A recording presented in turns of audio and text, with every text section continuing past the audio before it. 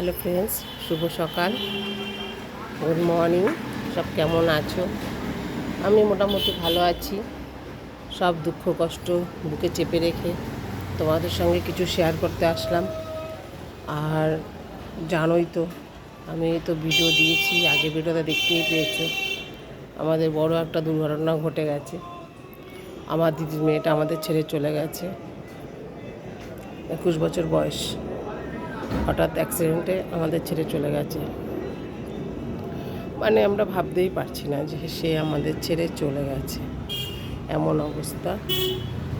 তা আমার দিদি তো পুরো উন্মাদ, পাগল হয়ে গেছে একদম, কি বলবো।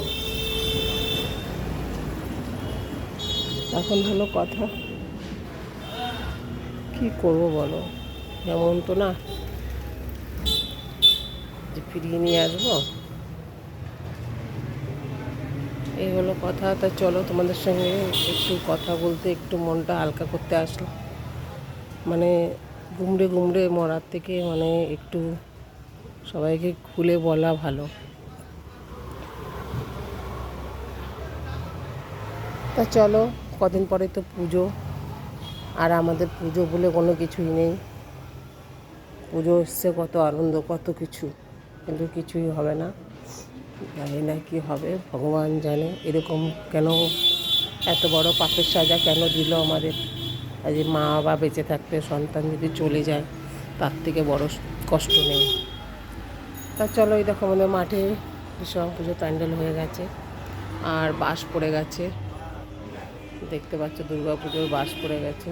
দুর্গা পুজোর প্যান্ডেল হবে। আর কি বলবো, কিছু বলতে ইচ্ছে করছে না, কিছু কথা বলার মতন ভাষা নেই।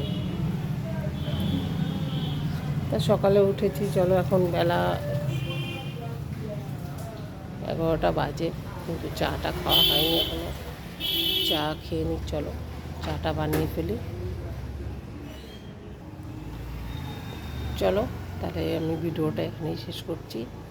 আর ভালো লাগলে তোমরা একটু আমার পাশে থেকো, একটুখানি শেয়ার করে দিও, একটুখানি লাইক সাবস্ক্রাইবার করে দিও প্লিজ। Tata, bye bye. আবার পরে ভিডিওতে দেখা হচ্ছে। টাটা।